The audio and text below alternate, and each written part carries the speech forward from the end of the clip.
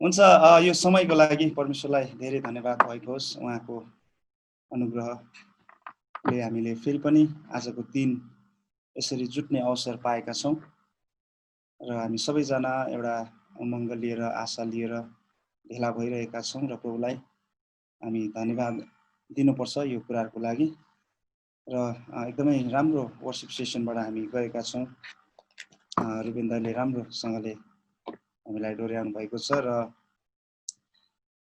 हुन्छ हामी सिधै आजको सेसनमा अगाडि बढ्नेछौँ र म केही हिजोको केही कुराहरूलाई हाइलाइट गर्न चाहन्छु।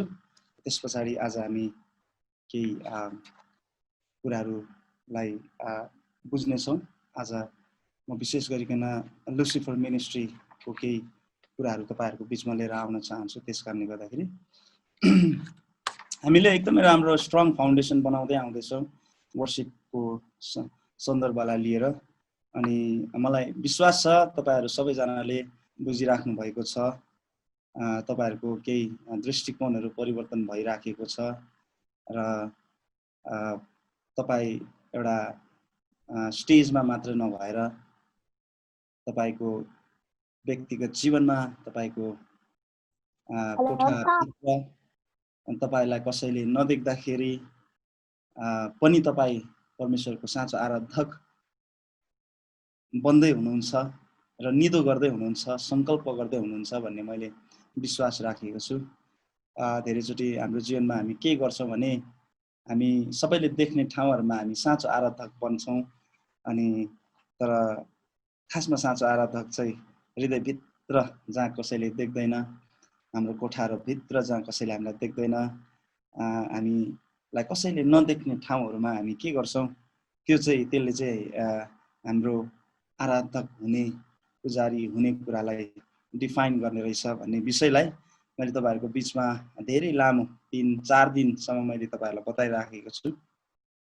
सो हिजोको लेसन्सबाट केही हाइलाइट्सहरू म रिपिट गर्न चाहन्छु। विशेष गरिकन हामी कसरी चाहिँ पुजारी बनेका छौँ भन्ने प्रश्न, एउटा ठुलो प्रश्न हामीलाई हिजोको लेसनले दिएको छ। How did you become a Levite? तपाईँ कसरी एउटा लेवी बन्नुभयो? तपाईँ कसरी एउटा पुजारी बन्नुभयो?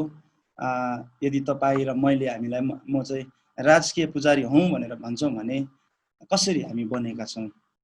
किनकि बिब्लिकल स्ट्यान्डर्डमा हामीले हेर्दाखेरि पुजारी बन्नको लागि के चाहिँ रहेछ त रिक्वायरमेन्टहरू भन्ने विषयलाई हामीले राम्रोसँगले बुझेका छौँ। अनि क्वेसन नम्बर 2 चाहिँ के तपाईँ रेस्ट अफ द इजरायलको बाँकी 11वटा कुल जस्तो व्यक्तिहरू एउटा परमेश्वरको जातिहरू मात्रै बन्न चाहनुहुन्छ कि तपाईँ परमेश्वरको उपस्थिति बोक्ने पुजारीहरू बन्न चाहनुहुन्छ? कुन चाहिँ चुज गर्नुहुन्छ तपाईँ? तपाईँ एउटा मण्डलीमा एउटा साधारण विश्वासी मात्रै हुन चाहनुहुन्छ कि तपाईँ साँचो आराधक भएर परमेश्वरको उपस्थिति बोक्ने किसिमको सङ्कल्प लिन चाहनुहुन्छ? तपाईँ र म चाहिँ एउटा मुक्तिको टोपी मात्रै लाएर स्वर्ग जानुको लागि मृत्यु पर्खेर बसिरहेको विश्वासी बन्न चाहन्छौँ कि यो संसारमा हुँदाखेरि स्वर्गलाई संसारमा ल्याउन चाहन्छौँ? हामी स्वर्गलाई संसारमा झार्न चाहन्छौँ? हामी स्वर्गको अनुभवलाई संसारमा हामी अनुभव गर्न चाहन्छौँ र हाम्रो जीवनबाट अरूलाई स्वर्ग अनुभव गर्न दिन चाहन्छौँ? कुन चाहिँ विश्वासी तपाईँ बन्न चाहनुहुन्छ? अनि यो चाहिँ तपाईँ र मेरो नै चोइसको कुरा हो भन्ने विषयमा मैले तपाईँहरूलाई भनिरहेको थिएँ। र यो चुनौती स्टिल हामीसँग छ कि कस्तो प्रकारको। धेरैचोटि हामी विश्वासीहरू मुक्तिको टोपी लाएर कुदिरहेको हुन्छौँ अरे लडाइँको मैदानमा भनेर हाम्रो अग्रजहरूले हामीलाई धेरैचोटि भन्नुहुन्थ्यो है। अनि अरू चाहिँ केही छैन, छातीपाता पनि छैन, तरवार पनि छैन, जुत्ता पनि छैन, बेल्ट पनि लगाएको छैन। अनि लडाइँको मैदानमा यति डरलाग्दो चर्को लडाइँको मैदानमा नाङ्गै टोपी मात्रै लाएर कुदिरहेको हुन्छ अरे है। अनि तपाईँ सोच्नुहोस् त, लडाइँको मैदानमा टोपी मात्रै लाएर कुद्दाखेरि के हुन्छ त है? अनि कतिचोटि हामी पनि विश्वासीहरू त्यस्तै पो भइरहेछ कि मुक्तिको टोपी मात्रै लाएर कुदिरहेका छौँ कि होइन? कि हामीसँग अरू हात हतियार पनि छ, हामी एनिमी हाम्रो शत्रुसँग लडाइँ गर्नको लागि हामी तयार छौँ साँच्चै नै? अनि त्यसको निर्णय चाहिँ प्रिय तपाईँ र मैले नै गर्न पर्छ। किनभने परमेश्वरले जति गर्नु थियो उहाँले गरिसक्नु भएको छ। अब चाहिँ उहाँले तपाईँ र मलाई पर्खेर बस्नुभएको छ हाम्रो निर्णयहरूलाई भन्ने विषयमा मैले तपाईँहरूलाई भन्दै थिएँ। सो हामी एउटा एउटा आशिष पाउनुको लागि कुरेर बस्ने विश्वासी बन्ने कि अरूलाई आशिष दिने विश्वासी बन्ने? हामी ऋणबाट मुक्त हुनको लागि प्रार्थना गरेर सधैँ बस्ने कि हामी अरूलाई ऋण दिने व्यक्तिहरू बन्ने? यो निर्णय चाहिँ प्रिय तपाईँ र मेरो हातमा छ। अनि जसरी मैले हिजो यो कुरा तपाईँहरूलाई भनिनँ, तर जब इजरायलीहरू चाहिँ प्रतिज्ञाको देशमा आए अनि उनीहरू सबैलाई धेरै लडाइँहरू लड्नु पर्ने थियो र लडाइँहरू लडिसकेपछि सबै कुरा सिद्धिसकेपछि जति पनि भूमिहरू कब्जा गर्नुपर्ने थियो अनि त्यति गरिसकेपछि बल्ल उनीहरू रेस्टमा विश्राममा आए अनि यहोशूले चाहिँ सबैजनालाई आफ्नो आफ्नो भूमिहरू बाँड्न लागे। कसलाई कुन चाहिँ ठाउँ दिने, कसलाई कुन चाहिँ ठाउँ दिने, उनीहरूको भाग बन्डा हुन थाल्यो। अनि त्यतिखेर चाहिँ गन्ती 18 अध्यायमा तपाईँले हेर्नुहुन्छ भने 19 देखि 21 सम्म र 23 पदमा हेर्नुहुन्छ भने परमेश्वरले मूसालाई प्रति आज्ञा दिनुभएको थियो लेवीहरूलाई चाहिँ कुनै पनि भाग नदिनु, लेवीहरूलाई चाहिँ तिमीहरूले भाग नदिनु, किनकि लेवीहरूको भाग चाहिँ म नै हुँ। आमेन।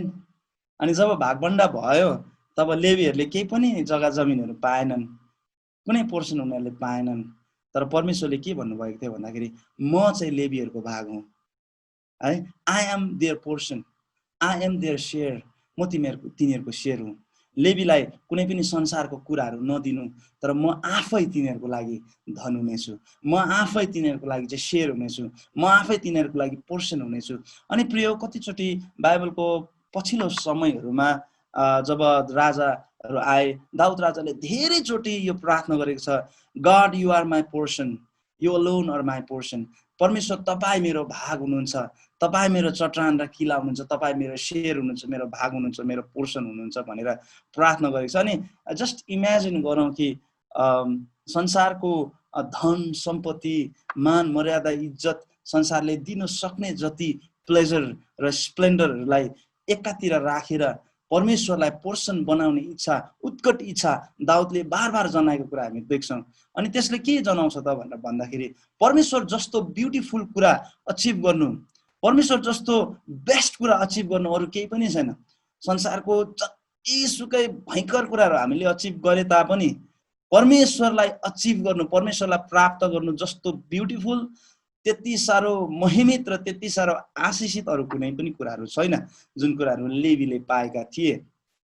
सो त्यस कारणले गर्दाखेरि प्रिय let us make God our portion, परमेश्वरलाई हाम्रो भाग बनाऊ हामी। आमेन। परमेश्वरलाई हाम्रो भाग बनाऊ र परमेश्वरलाई भाग बनाउँदाखेरि हामी गरिब हुँदैनौँ प्रिय, कहिले पनि गरिब हुँदैनौँ। लेवीहरू कहिले पनि गरिब थिएनन्, लेवीहरू झन् धनी थिए, किन भन्दाखेरि गॉड वाज देयर पोर्सन। अनि धेरैवटा ठाउँहरूमा बाइबलको धेरैवटा ठाउँहरूमा यो विषयमा लेखिएको छ, तपाईँहरूले स्टडी गर्न सक्नुहुन्छ। अनि लेवीहरू चाहिँ उनीहरूको निर्णयको कारणले गर्दाखेरि इजरायलको कुलहरू मध्येमा एकदमै इम्पोर्टेन्ट, सिग्निफिकेन्ट, एकदम इम्पोर्टेन्ट महत्त्वपूर्ण कुल भनेर गनिए। अनि लेवीहरू बिना उनीहरूले लडाइँ पनि जित्थेनन्, लेवीहरू बिना उनीहरूले इजरायली जातिको सबभन्दा core value of their life, Israeli जातिहरू भन्ने बित्तिकै सबभन्दा पहिला मनमा आउने कुरा मन्दिर र पुजारीपन, सेवा, परमेश्वरको आराधनाको कुराहरू आउँथ्यो। इजरायली भन्ने बित्तिकै सारा संसारको मान्छेहरूले आराधना सोच्थे, उनीहरूको मन्दिर the central and focal part of their life and community, उनीहरूको समाजको सबभन्दा सेन्ट्रल फोकल पोइन्ट भनेको नै मन्दिर हुन्थ्यो। त्यस कारणले गर्दाखेरि जब बेबिलोनको निर्वासनबाट फर्किँदै थिए मानिसहरू, इजरायलीहरू, त्यतिखेर उनीहरूले सबभन्दा पहिला मन्दिरलाई पुनर्निर्माण गरेको छ, किनकि मन्दिर बिना चाहिँ उनीहरूको लाइफको कुनै पनि भ्याल्यु हुन्थेन। परमेश्वरलाई आराधना चढाउने कुराहरू, परमेश्वरको विधिहरू पुरा गर्नुपर्ने कुराहरू, परमेश्वरलाई धन्यवाद दिनुपर्ने कुराहरू, परमेश्वरसँगको सम्बन्ध उनीहरूको integral part of their life, उनीहरूको एकदमै कोर जीवनको एकदमै भित्रको कोर उयो थियो, कुरा थियो। त्यस कारणले गर्दाखेरि लेवीहरू बिना चाहिँ त्यो मन्दिर पनि फङ्सनल हुन सक्ने थिएन, एक्टिभ हुन सक्ने थिएन। लेवी नै चाहिन्थ्यो त्यो मन्दिरलाई फङ्सन गराउनको लागि, परमेश्वरको सेवा गर्नको लागि, परमेश्वरको सल्लाह लिनको लागि, इजरायलीहरूले गरेको कुराहरूलाई ल्याएर परमेश्वरको अगाडि चढाउनको लागि, परमेश्वरको हृदयको कुराहरूलाई भनिदिनको लागि चाहिँ लेवी नै चाहिन्थ्यो। सो लेवी बिना इजरायल आफैमा एउटा एक्जिस्टेन्समा एउटा क्राइसिस सङ्कटमा परेको जस्तै, आइडेन्टिटी क्राइसिसमा परेको जस्तै हुन्थ्यो। त्यो लेवीको कुल त्यति साह्रो इम्पोर्टेन्ट थिए। अनि तपाईँहरू मलाई थाहा छ धेरैवटा ठुलो ठुलो लडाइँहरू लेवीहरूको कारणले जितिएको छ। एकदम इम्पोसिबल लडाइँहरू, यहोसापातको लडाइँ तपाईँलाई थाहा छ, 3वटा राज्यहरू मिलेर आउँदाखेरि उनीहरूले कस्तो प्रकारले लडाइँ जितेका थिए। अनि यर्दन नदी पार गर्दै गर्दाखेरि यी लेवीहरूले करारको सन्दुक बोकेर जाँदाखेरि यर्दन नदीमा टेक्दाखेरि त्यो 2 भाग भएर गएको थियो। यरियोको पर्खाल ढडेको कुराहरू तपाईँलाई थाहा छ। त्यसकारणले गर्दाखेरि इजरायल जातिहरूमा सबैभन्दा इम्पोर्टेन्ट भूमिका निभाउने एकदमै हाइएस्ट अनर भएको क्ल्यान कुल चाहिँ लेवीहरू थिए। किन भन्दाखेरि त्यो चाहिँ उनीहरू चाहिँ भयङ्कर स्पेसियल थियो भनेर होइन, तर उनीहरूले स्पेसियल हुने निर्णय उनीहरू आफैले गरेका थिए र उनीहरू एउटा पुजारीको अधिकार उनीहरूले प्राप्त गरेका थिए। आमेन।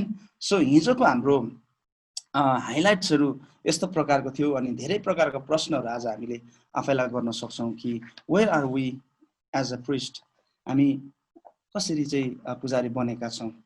आज हामी आओ पुजौँ राजपुजारी हैन भन्ने गीत गाउँछौँ। अनि the question is how have we become a priest, कसरी हामी पुजारी बनेका छौँ। किनकि प्रोटोकलमा चाहिँ रिक्वायरमेन्टमा चाहिँ पुजारी हुन चाहिँ त्यस्तो सजिलो छैन। एउटा साधारण विश्वासी हुनु तपाईँको लागि सजिलो होला, एउटा साधारण मुक्तिको टोपी मात्र लाएर हिँड्नु एउटा सजिलो कुरा होला हैन, तर पुजारी बन्नु चाहिँ तपाईँ र मेरो निम्ति, तपाईँ र मैले धेरै कुराहरूको निर्णय गर्नुपर्ने हुन्छ, सङ्कल्प गर्नुपर्ने हुन्छ। त त्यसकारणले गर्दाखेरि हामीले आफैलाई प्रश्न गरौँ कि कसरी म पुजारी बनेको छु हैन, कुन प्रकारले म पुजारी बनेको छु। अनि आफैलाई च्यालेन्ज गरौँ र हामी अगाडि बढौँ। पवित्र आत्माले हामीलाई है उहाँको इच्छा र योजना अनुसारको जीवन जिउनलाई शक्ति र सामर्थ्य दिनुहुनेछ। आमेन। र मैले तपाईँहरूलाई यो जति पनि टिचिङ्सहरूलाई म तपाईँहरूको अगाडि ल्याउँदै गर्दाखेरि मलाई यस्तो खाले महसुस भइरहेछ, कति गाह्रो लाग्दैछ होला तपाईँहरूलाई जस्तो भइरहेछ मलाई। ओहो, त्यसो भए त पुजारी बन्नु त धेरै गाह्रो रहेछ है, वर्सिपर बन्नु त एकदमै गाह्रो पो रहेछ त, बाफ्रे भनेर तपाईँहरूलाई त्यस्तो पनि एकदमै गाह्रो महसुस मैले गराइरहेको छु कि जस्तो पनि लाग्छ मलाई।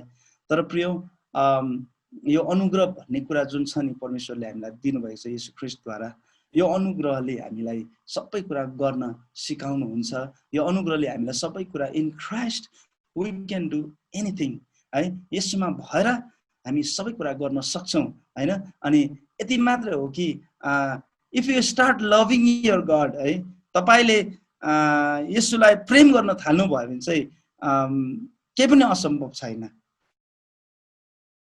केही असम्भव छैन। म एउटा उदाहरण दिन्छु तपाईँहरूलाई। मैले विवाह गरेको अहिले 12 वर्ष भएछ।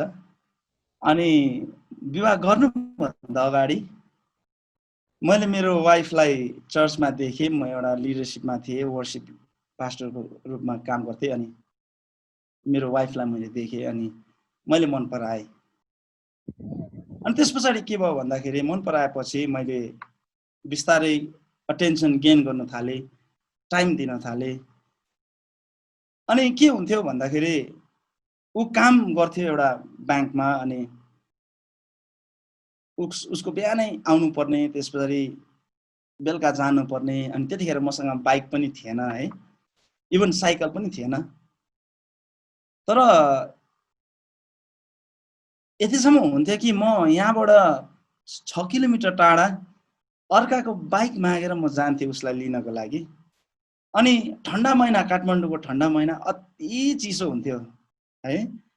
अनि म बिहानै उठेर जान्थेँ अनि उसलाई अर्काको बाइक मागेर है, हेर्नुहोस् है, मेरो बाइक थिएन है, अनि लिनु जान्थे, त्यसबाट पुर्याउँथे, त्यसबाट दिनभरि सम्झिराख्थे, सम्झेर बस्थे। त्यो बेलामा फोन थिएन, मोबाइल फोन एक दुईजना अलिअलि हुनेहरूकोमा मात्रै हुन्थ्यो, मसँग चाहिँ थिएन। अनि मैले फोन गर्थेँ, अफिसको फोनबाट फोन गर्थेँ, अनि घरको फोनबाट फोन गर्थेँ। तपाईँहरूलाई मैले ढाँटेको होइन, यहाँ म तपाईँहरूलाई टिचिङ गर्दैछु। मैले एक महिनामा 12,000 को फोनको बिल उठाइदिएको छु। हेर्नुहोस् त, त्यतिखेर मेरो स्यालेरी नि 7,000 थियो। तर मैले त्यो पनि ल्यान्ड फोनमा है, मोबाइलमा भएको भएदेखि त ल ठिकै छ, मोबाइलमा त उठ्छ पनि भनौँ, तर ल्यान्ड फोनमा त 12,000 उठ्नु भनेको चाहिँ कति चाहिँ कुरा गरे होला तपाईँ सम्झिनुहोस् है। अनि म पानी परेको पनि भन्थिनँ, घाम लागेको पनि भन्थिनँ, ड्युटीको टाइममा बिचमा कस्तो इम्पोर्टेन्ट टाइमहरूमा पनि यस्तो प्रकारले बाहना बनाइ बनाइ निस्किन्थ्यो कि उसले बोलायो भने। अनि कसैले मलाई रोक्नु पनि सक्थेन है। अनि मलाई त्यो पैसाको भ्यालु पनि लाग्थेन, यद्यपि मसँग पैसा हुन्थेन, तैपनि त्यत्रो पैसा मैले कसरी तिरे होला मलाई अहिले पनि अचम्म लाग्छ हैन। अनि टाइमिङको कुराहरू, पानी पर्दा नि पुगेछ, चिसो हुँदा नि पुगेकै छ, राति भन्नु छैन, बिहान भन्नु छैन, दिउँसो भन्नु छैन, बिहान आँखा खोलिने बित्तिकै ठ्याक्कै सबभन्दा पहिला उसकै अनुहार आउँथ्यो है।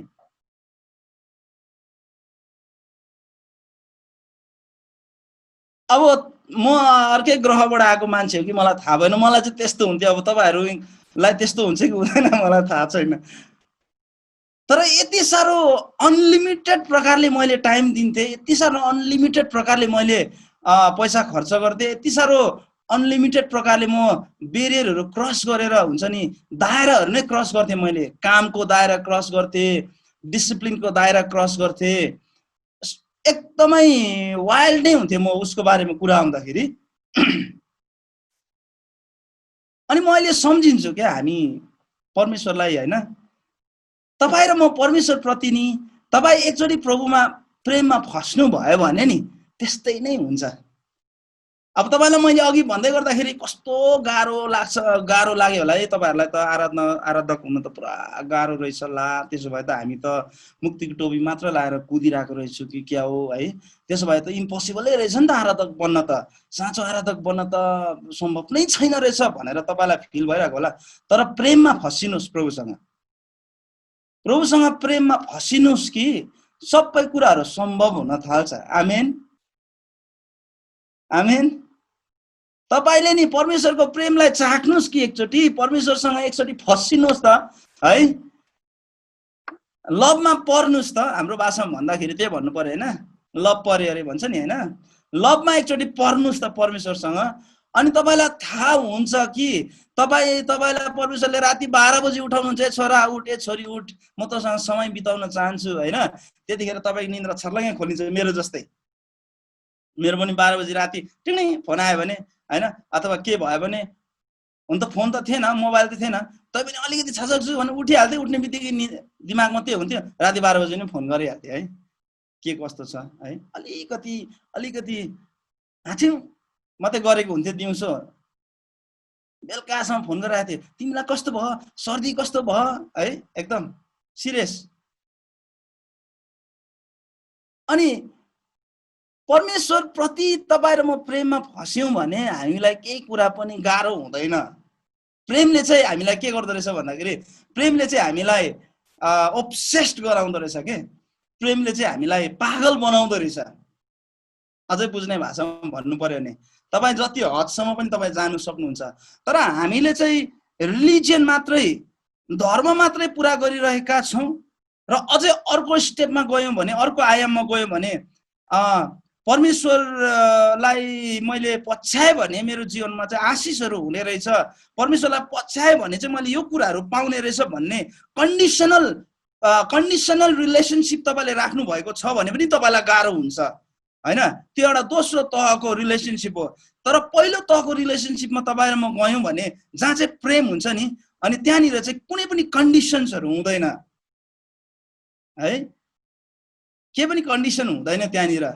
तपाईँले सेल्फलेसली एकदम निस्वार्थ रूपले प्रभुलाई माया गर्न सक्नुहुन्छ अनि तपाईँले हिसाब लडाउनुहुन्न परमेश्वरको बारेमा कुरा आउँदाखेरि। जसरी मैले हिसाब लडाइन नि, मेरो 7,000 स्यालेरी थियो, कहाँ लाइनमा 12,000को मैले फोनको बिल उठाइदिएछु। मेरो दाइहरू सबजना छक्कै पऱ्यो, बाफ्रे फोनको बिल आउँदाखेरि त यो पालि चाहिँ फोनको बिल चाहिँ आउँछ भनेर भन्दै थियो दाइले।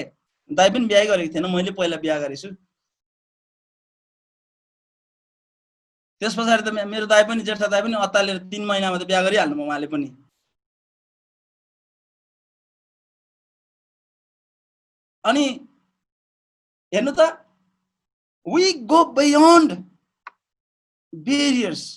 हाम्रो त्यो बारदेखि हामी बाहिर निस्किन्छौँ क्या जब हामी प्रेम गर्छौँ नि। जसरी येशूले प्रेम गर्नु भएको कारणले गर्दाखेरि उहाँले स्वर्ग छोडेर सबै कुराहरूलाई तोडी तोडी आइपुग्नु भयो नि तपाईँ र मलाई बचाउनलाई, तपाईँ र मलाई अँगाल्नलाई। त्यसरी नै हामी पनि उहाँसँगको प्रेममा एकचोटि फस्यौँ भने नि हामी यस्तो प्रकारले फसिन्छौँ कि I have tasted and seen that the Lord is good. मैले चाखे अनि मैले हेरेँ परमेश्वर जस्तो असल चाहिँ मैले कोही पनि पाइनँ। आमेन है। तपाईको गर्लफ्रेन्डले तपाईलाई त्यस्तो सन्तुष्टि दिन सक्दैन जति सन्तुष्टि परमेश्वरले तपाईलाई दिन सक्नुहुन्छ। आमेन। तपाईको बोयफ्रेन्डले तपाईलाई त्यति सन्तुष्टि दिन सक्दैन जतिको सन्तुष्टि तपाईको येशूले तपाईलाई दिनुहुन्छ। इट्स इनकम्परेबल। दाँच्नै नसक्ने छ परमेश्वरको प्रेमको त्यो जुन चाहिँ फिलिङ्स छ नि प्रिय, त्यो दाँच्न सक्दैन हामीले संसारको माया र प्रेम र प्राप्तिको फिलिङ्सहरू, ह्याप्पिनेस र ग्ल्याडनेसको फिलिङहरूसँग हामी दाँच्न सक्दैनौँ। उहाँको प्रेमले हामीलाई त्यस्तो डरलाग्दो प्रकारले हामीलाई हाम्रो हृदयभित्रको त्यो कुराहरूलाई निकाल्छ अनि हामीलाई केही जस्तो लाग्दैन। अनि त्यस पछाडि जब तपाईँ प्रेमको सम्बन्धमा आइपुग्नुहुन्छ अनि तपाईँलाई सजिलो लाग्छ प्रभुको आराधक हुनलाई। आमेन। तर तपाईँले धर्म निभाइराख्नु भएको छ हैन, क्रिस्चियन धर्म तपाईँले निभाउनु चाहनुहुन्छ अनि प्रभुलाई मानिहाले, अब फेरि केही गरे भने पनि दण्ड आउला, लठी आउला माथिबाट भन्ने डरले गरिराख्नु भएको छ।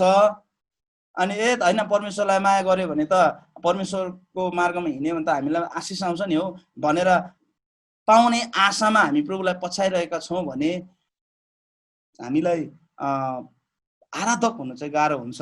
हामी एउटा क्रिस्चियन, साधारण क्रिस्चियन भएर जिउन सकौँला, तर साँचो आराधक बन्नको लागि चाहिँ हामी प्रेममै फसिनु पर्छ। आमेन। सो त्यस कारणले गर्दाखेरि मेरो दाइले भन्नुहुन्थ्यो, मेरो दाइले अहिले पनि भन्नुहुन्छ कोही बेला प्रचार गर्दाखेरि, मनपर्ने मान्छेको त सास पनि गनाउँदैन अरे क्या है, एकदम त्यस्तो हुन्छ अरे। नराम्रो कुरा पनि राम्रो लाग्छ अरे क्या, हावाको कुराहरू पनि ब्युटिफुल लाग्ने अरे मनपर्ने मान्छेको नि। तर मन नपर्ने मान्छेको चाहिँ राम्रै कुरा पनि रिस उठ्छ अरे। सो त्यस कारणले गर्दाखेरि हामी परमेश्वरसँगको, प्रभु येशूसँगको प्रेममा हामी फस्छौँ। आमेन। प्रभुलाई भन्नुहोस्, प्रभु मलाई तपाईँसँगको प्रेममा फसिने इच्छा छ। म तपाईँसँगको त्यो पहिलो प्रेम, हामीले त्यो गीत गाउँछौँ नि के अरे, हरियो खड्कमा मलाई चराउनुहोस् हैन, तपाईँ मेरो पहिलो प्रेम, मलाई यसो चाहिन्छ भनिरहेको हुन्छ। जवानहरू उता केटी हेरिरहेको हुन्छ है, एकदम हैन, एकदम मलाई यसो चाहिन्छ भन्दै गरेको हुन्छ पुरा है। यसो पहिलो प्रेम हामीले उहाँलाई बनाउन सक्यौँ भने चाहिँ आराधक बन्नु असम्भव छैन। अनि पवित्र आत्मासँग हामी त्यो बल मागौँ, प्रभु पवित्र आत्मा तपाईँले मलाई येशूसँगको प्रेम, येशूलाई प्रेम गर्ने त्यो हृदय मलाई दिनुहोस्। आमेन। येशूलाई प्रेम गर्ने त्यो हृदय मलाई दिनुहोस्। फिलिपी 2 अध्यायमा भनेको जस्तै तिमीहरूमा त्यो मन होस् जो ख्रिस्ट येशूमा थियो है। ख्रिस्ट येशूमा भएको मन हामी प्रभुसँग मागौँ, पवित्र आत्मासँग उहाँले हामीलाई दिनुहुनेछ अनि हामीलाई आराधक बन्न सजिलो हुन्छ। आमेन। सो परमेश्वरलाई महिमा भएको होस्। आउनुहोस् हामी आज लुसिफरको बारेमा केही कुराहरू हेर्नेछौँ है। तपाईहरु सबैजनालाई थाहा छ लुसिफर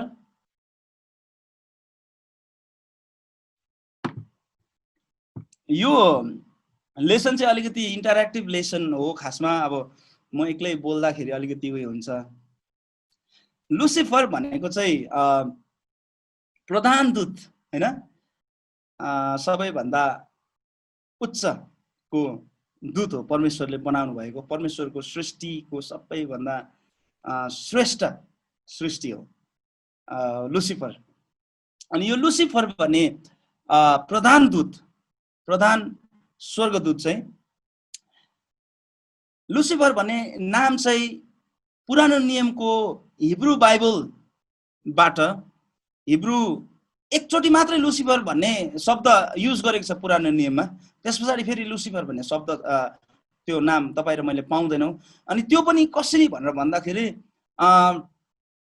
500 शताब्दीको सुरुवाततिर जेरोम भन्ने एउटा बाइबल स्कलर अनि बाइबल ट्रान्सलेटर, एकदमै विद्वान मान्छेले ल्याटिन भल्गेट भन्ने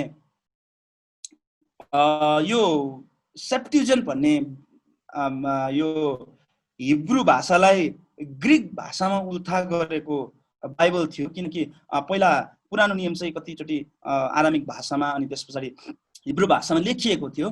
तर पछि गएर यीशु ख्रीष्टको समयभन्दा अगाडि जब अलेक्जेन्डर द ग्रेटले सबै कुराहरूलाई कोलोनाइज गरे, इजरायललाई पनि कोलोनाइज गरे। अनि अलेक्जेन्डर द ग्रेटको चाहिँ के थियो भन्दाखेरि सोच, सारा संसारलाई चाहिँ म ग्रिक इम्पायर बनाउँछु, ग्रिक साम्राज्य बनाउँछु र सबैमा एउटै भाषा चलाउँछु, ग्रिक भाषा भन्ने उसको एउटा सङ्कल्प भएको कारणले गर्दाखेरि इजरायललाई पनि उनीहरूले कोलोनाइज गरे, जित्यो र ग्रिक इम्पायर साम्राज्य भित्र उनीहरू पनि पर्यो। अनि त्यस कारणले गर्दाखेरि त्यो बेलामा चाहिँ अब ग्रिक ल्याङ्ग्वेज, ग्रिक भाषा चाहिँ सबैजनाले सिक्नै पर्ने, स्कुलमा पनि ग्रिक ल्याङ्ग्वेजै चलाउँथ्यो। अनि त्यस कारणले गर्दाखेरि अब सबै जेनेरेसन टु जेनेरेसन ग्रिक बोल्दा बोल्दा पढ्दा पढ्दा अनि पछिको जेनेरेसनको मान्छेहरूलाई चाहिँ अब हिब्रू भाषामा लेखिएको उनीहरूको बाइबल पढ्न बुझ्न गाह्रो भएको कारणले गर्दाखेरि जेरोम भन्ने एउटा बाइबल स्कलरले चाहिँ आएर यता के भन्छ 5th सेन्चुरी एडीतिर सुरुवाततिर चाहिँ के भन्छ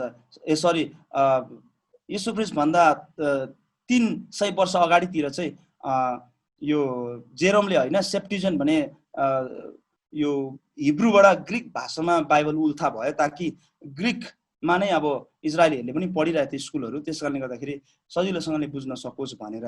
अनि बाइबल स्कलरहरूको भनाइ अहिले के छ भन्दाखेरि जब पछिल्लो समयहरूमा यीशु ख्रीष्ट पछि 400-500 वर्षको समयहरूमा यो जेरोम भन्ने एउटा बाइबल स्कलरले चाहिँ ल्याटिन भाषामा चाहिँ बाइबललाई, त्यही बाइबललाई ग्रिकबाट फेरि ल्याटिन भाषामा जब उसले उल्था गर्यो, हुन त कतिले हिब्रूबाट पनि भन्छ तर ल्याटिन भाषामा उल्था गर्दै गर्दाखेरि चाहिँ यशाया 14 अध्यायको 12 पदमा चाहिँ हिब्रू भाषामा हेलल भनेर भनिन्छ।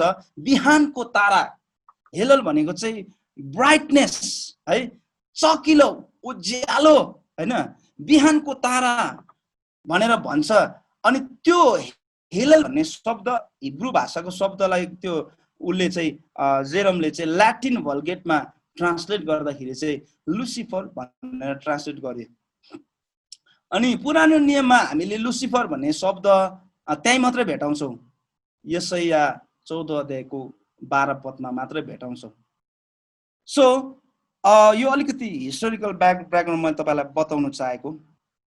अनि त्यहाँनिर चाहिँ के लेखेको छ त भन्दाखेरि, ए बिहानको तारा, प्रभातको पुत्र, तँ स्वर्गबाट कसरी खसेको छस्, उहिले जाति जातिहरूलाई होच्याउने तँ कसरी भुइँमा तल खसालिस, तैँले आफ्नो हृदयमा भनिस् म स्वर्गमा उक्लनेछु, परमेश्वरका ताराहरू भन्दा माथि म मेरो सिंहासन उच्च पार्नेछु, पवित्र पर्वतको सबैभन्दा उच्च टाकुरामा, सभासदको पर्वतमा म विराजमान हुनेछु, म बादलको टुप्पा भन्दा माथि उक्लनेछु, म आफूलाई सर्वोच्च परमेश्वर जत्तिकै बनाउनेछु है।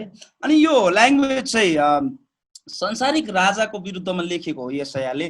तैपनि संसारमा जति पनि राजाहरू तपाईँ र मैले देख्छौँ, भोलि म तपाईँहरूलाई इजेकियल 28 अध्यायबाट म तपाईँहरूलाई बताउने छु। त्यस पछाडि गएर दानियलमा हामीले धेरैचोटि के देख्छौँ भने यहाँनिर म एक दुईवटा रेफरेन्सहरू म तपाईँलाई बताउन चाहन्छु। इजिकियलमा इजिकियल 28:11 परमप्रभुको वचन म कहाँ आयो, इजिकियलले भन्दैछ, हे मानिसको छोरो, टुरोसका राजाको विषयमा विलाप गर र त्यसलाई भन्, परमप्रभु यसो भन्नुहुन्छ। अनि त्यस पछाडि सबै कुराहरू लुसिफरको बारेमा लेखिएको छ। अनि त्यसपछि दानियलमा तपाईँ जानुभयो भने दानियल 10:3 जानुभयो भने, तर फारसको राज्यका राजकुमारले मलाई 21 दिनसम्म विरोध गरे। जब गाब्रियल स्वर्गदूत चाहिँ स्वर्गबाट दानियलको प्रार्थनाको जवाब लिएर फर्किँदै थियो, अनि उसलाई 21 दिनसम्म अड्काइदियो। अनि 21 दिनको अन्तमा चाहिँ स्वर्गबाट माइकल आएर, परमेश्वरको अर्को प्रधान दूत जो चाहिँ सेनाको कप्तान हो स्वर्गमा, ऊ आएर चाहिँ फारसका राज्यका राजकुमारको हातबाट छुटाएर गाब्रियललाई संसारमा दानियलको प्रार्थनाको उत्तर दिएर पठाउँछ। हुन त यहाँनिर संसारको राजाहरूको विषयमा लेखिएको छ, तर वास्तवमा यो संसारको राजाको बारेमा लेखिएको होइन। संसारको राजाको पछाडिको जुन शक्ति छ, प्रधानताको शक्ति, एफिसीमा 6:12 भनिएको कुराहरू, जति पनि क्रूर निरङ्कुश राजा शासक सम्राटहरू, जतिले हिटलरदेखिको लिएर तपाईँको नाजिसहरूदेखिको लिएर, अब यदि यो कुरा चाहिँ बाइबल चाहिँ 19औं शताब्दीमा पछाडि लेखिएको थियो भने सायद हिटलरको बारेमा यही भन्थ्यो होला है। अनि संसारमा जति पनि राजाहरू, जो निरङ्कुश राजाहरू थिए है, जसको पछाडिको पावर शक्ति चाहिँ कसको थियो? शैतानको थियो। अनि एउटा फिगर अफ स्पिच भनिन्छ अङ्ग्रेजीमा, यसलाई अलिकति कस्तो भन्दाखेरि फिगर अफ स्पिच लगाइएको, संसारको मान्छेको शक्ति, त्यो शक्तिशाली र निरङ्कुश राजाको बारेमा भनेको जस्तो गरेर त्यसको पछाडिको शक्तिलाई एड्रेस गरिरहेको कुरा हो बाइबलमा। किनकि तपाईँ र मैले यहाँनिर हेऱ्यौँ भने, यशाया 14 अध्यायमा हेऱ्यौँ भने, हे बिहानको तारा होइन, प्रभातको पुत्र, त स्वर्गबाट कसरी खसेको छ? स्वर्गबाट कहाँ मान्छे खस्छ? होइन र, स्वर्गबाट मान्छे खस्ने कुरै हुँदैन है। अनि त्यस पछाडि एउटा संसारको राजाले कसरी चाहिँ होइन, परमेश्वर भन्दा म चाहिँ माथि स्वर्ग बनाउँछु, परमेश्वर भन्दा माथि म विराजमान हुन्छु। अनि यहाँ कुरा गरेछ, त कसरी भुइँमा तल खसालिस्, तैँले आफ्नो हृदयमा भनिस् म स्वर्गमा उक्लने छु है, स्वर्गमा उक्लने छु। कुन चाहिँ राजा, संसारको कुन चाहिँ राजाले चाहिँ स्वर्गमा उक्लने छु भनेर दाबी गर्न सक्छ? कहिले पनि सक्दैन। परमेश्वरका ताराहरू भन्दा माथि म मेरो सिंहासनलाई उच्च पार्ने छु है। यहाँनिर परमेश्वरको ताराहरू भन्ने शब्द लगाइएको छ। म त्यो कुरा पनि पछि तपाईँहरूलाई भन्छु। यो तारा भनेको चाहिँ परमेश्वरको दूतहरू, स्वर्गदूतहरूको कुरा गरिएको हो। सो त्यस कारणले गर्दाखेरि यो यशाया 14 अध्यायको 12, 13, 14 पदहरूलाई हामीले राम्रोसँग पढ्यो भने यो चाहिँ संसारको राजालाई एड्रेस गरेर भनेको भए तापनि संसारको राजालाई चलाउने शक्ति, उसको पछाडिबाट उसलाई पावर अप गर्ने शक्तिको बारेमा चाहिँ परमेश्वरले आफ्नो वक्ताहरूद्वारा होइन ठुलो एकदमै ठुलो कुराहरू रिभिल गरिराख्नु भएको थियो हामीलाई है। बेबिलोनको राजालाई एड्रेस गरिएको छ यो कुरा यशायाको, तर बेबिलोनको राजालाई वास्तवमा होइन, किनकि बेबिलोनको राजा अति नै घमण्डी, पाखण्डी होइन, अनि उसलाई एकदमै ठुलो महिमा चाहिने व्यक्ति थियो। अनि कुनै न कुनै हिसाबले त्यो क्यारेक्टर, त्यो चरित्र चाहिँ कोमा थियो त? लुसिफरमा थियो होइन। अनि लुसिफरले आफ्नो चरित्र चाहिँ त्यो राजाहरूमा राखिदिएको थियो। अनि त्यो कुरालाई एड्रेस गर्दै भनिरहेको कुरा हामी देख्छौँ। बेबिलोनको राजाले कुनै पनि हिसाबले मेरो सिंहासन चाहिँ म प्रभुभन्दा माथि बसाल्छु भनेर भन्न सक्दैन। अब हामी लुसिफरको अलिकति हिस्ट्रीलाई हेर्दाखेरि लुसिफरको हिस्ट्री चाहिँ ह्युमन हिस्ट्री भन्दा धेरै अगाडिको हिस्ट्री हो। हाम्रो मानव जातिको इतिहास भन्दा हामीलाई थाहा छैन कति वर्ष अगाडि, त्यो हामीलाई कसैलाई पनि थाहा छैन। तर अरबौं वर्ष हुनसक्छ, खरबौं वर्ष हुनसक्छ, करोडौं वर्ष हुनसक्छ, 1000 वर्ष हुनसक्छ, वी डोन्ट नो। तर जे होस्, मानिसको सृष्टि हुनुभन्दा अगाडि चाहिँ पक्कै पनि हो भन्ने कुरा हामी भन्न सक्छौँ। किनकि जब परमेश्वरले अदनको बगैँचामा पहिलो व्यक्तिहरूलाई बनाउनु भयो, मानिसहरूलाई बनाउनु भयो, त्यतिखेर त्यो अलरेडी नै त्यही थियो, त्यहाँ आइसकेको थियो। त्यस कारणले गर्दाखेरि हामी यो कुरा एड्रेस गर्न सक्छौँ, यो कुरा पुष्टि गर्न सक्छौँ कि लुसिफर मानिसभन्दा धेरै अगाडि नै थिए, बनाएको थिए। परमेश्वरले स्वर्गमा एकदमै अद्भुत प्रकारले त्यो कुराहरू भइसकेको थियो माथि। सो तर यो प्यासेजहरू यो इजिकियलको 28 अध्याय त्यस पछाडि गएर यशायाको 14 अध्यायका कुराहरूलाई हामीले के भन्छ प्रकाशको 20 अध्यायको 7 देखि 10 सम्म हामीले हेर्यौँ भने हामी के देख्छौँ भनेर भन्दाखेरि यो एउटा नियर एन्ड फार प्रोफेसी भन्छ है, नजिकको र टाढाको अगमबाणीहरू हो। किनभने यो लुसिफर शैतान र शैतानको सबै दूतहरूको लागि परमेश्वरले फाइनल भर्डिक्ट, फाइनल जुन चाहिँ जजमेन्ट छ त्यो सुनाइसक्नु भएको छ, तर त्यो कुरा पुरा भएको छैन। प्रकाश 20 अध्यायमा तपाईहरुले देख्नुहुन्छ फाइनल जजमेन्टको बेलामा मात्रै लुसिफर र उसका सबै सेनाहरूलाई परमेश्वरले अनन्तको नरकको कुण्डमा उनीहरू फालिनेछन् है। तर उनीहरूको लागि चाहिँ के भन्छ यो भर्डिक्ट चाहिँ पहिल्यैबाट भइसकेको छ। सो अहिलेको हामीले जति पनि बाइबलमा बेबिलोनियन इम्पायर, बेबिलोनको राज्य, त्यस पछाडि टुरोसको राज्य, त्यस पछाडि फारसका राज्य, त्यस पछाडि गएर ग्रीक साम्राज्य, त्यस पछाडि ग्रीक पछाडि रोमी साम्राज्य, यीशु ख्रीष्टको बेलामा रोमी साम्राज्य थिए। अनि यी सबै साम्राज्यहरू जोहरू एकदमै शक्तिशाली भएर गए।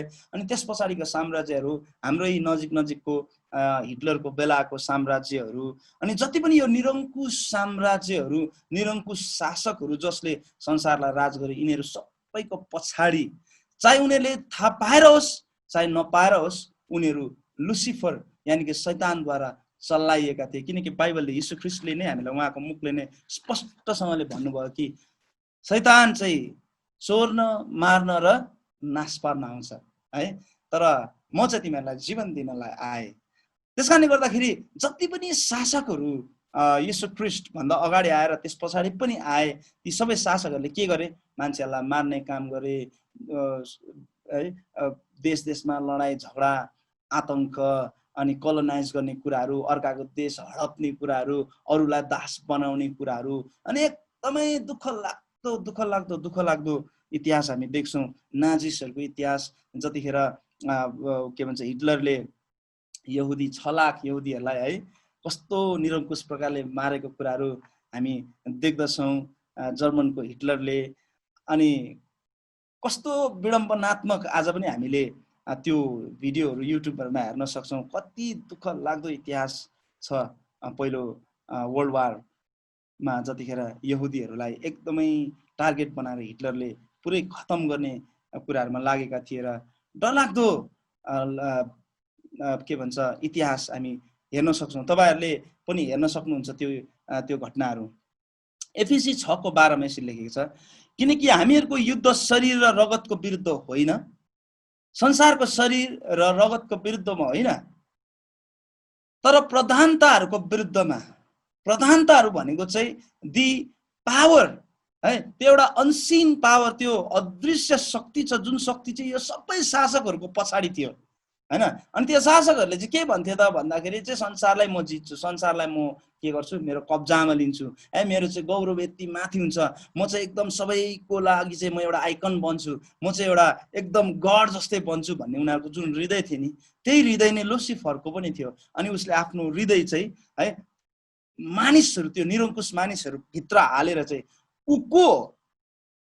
उसको एम के हो, उसले गर्नु खोजेको के हो हैन, मार्न, नाश पार्न, चोर्न, भत्ताभुङ्ग बनाउन, विनाश गर्न, बिगार्न, मान्छेलाई दुःख दिनुसम्म दुःख दिन, ताडना दिनुसम्म परमेश्वरको सृष्टिलाई परमेश्वरले माया गरेर आफ्नो हातले रचेर बनाएको आफ्नो मुखले सास हालिदिएर हैन त्यो जन्माएको मानिस तपाईँ र मलाई चाहिँ एकदमै धेरैभन्दा धेरै ताड्न दिन। अनि आज यहाँ मात्र होइन तर उससँगै हामीलाई अनन्तको दण्डमा पनि लिएर जानको लागि शैतान लागि परेको छ। अनि जुन अदृश्य छ हामी देख्दैनौँ। त्यही भएर पौलले भन्दछ कि तर प्रधानताहरूको विरुद्धमा, शक्तिहरूका विरुद्धमा, वर्तमान अन्धकारका संसारिक शासकहरूको विरुद्धमा र स्वर्गीय स्थानहरूमा भएका दुष्ट्याइका आत्मिक सेनाहरूका विरुद्धमा। हेर्नुहोस् त, स्वर्गीय स्थानहरूमा दुष्टको आत्मिक सेना रहेछ। आज दुष्टको दुष्टको भौतिक सेना पनि छ हामीसँग, जो संसारको मानिसहरू हैन, जोहरू आज निरङ्कुश प्रकारले व्यवहार गर्छन् हैन, त्यो चाहिँ शरीरमा शैतानको शक्तिद्वारा चलेको। तर यो शरीर मात्रै संसारको मान्छेलाई मात्र चलाएर बसेको छैन, शैतानको आफ्नो ठुलो सेना छ प्रिय, ठुलो सेना छ उसको। जब शैतान स्वर्गबाट खसालियो नि, 1/3 स्वर्गदूतहरूलाई बहकाएर उसले आफूसँग लिएर आएको थियो। अनि बाइबल स्कलरले भन्दाखेरि के भन्छ भन्दाखेरि त्यो 1/3 भन्ने नम्बर चाहिँ 33 करोड भनेर भन्दो रहेछ। 1/3 of the angel of heaven, परमेश्वरको 1/3, 3 भागमा 1 भागको नम्बर चाहिँ 33 करोड एन्जल्सहरूलाई लुसिफरले भड्काएर आफूसँग दण्डको लागि उसले भड्काएर लिएर गयो। हिजो हामीले लिभाइट्सको बारेमा पढ्दै गर्दाखेरि परमेश्वरको पक्षमा को छ भनेर भन्दाखेरि लेवीहरू मात्रै सट्टै साइड लागेर अर्को 11वटा कुल चाहिँ परमेश्वरको विरुद्धमा खडा भएको जस्तै यहाँनिर पनि स्वर्गमा 1/3 स्वर्गदूतहरू चाहिँ यस्तो प्रकारले भड्किएको थियो कि प्रिय, उनीहरू चाहिँ लुसिफरसँगै स्वर्गबाट खसालिए। लुसिफर चाहिँ भड्काउनुमा चाहिँ फादर अफ लाइज भन्छ अङ्ग्रेजीमा, फादर अफ लाइज, झुटको पिता। यति डरलाग्दो झुट बोल्छ कि त्यसले। तपाईँ र मलाई झुट बोल्ने बानी छ भने याद गरौँ है।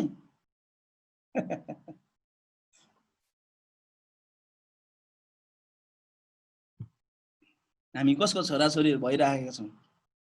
झुट बोल्ने बानी त साह्रो नराम्रो।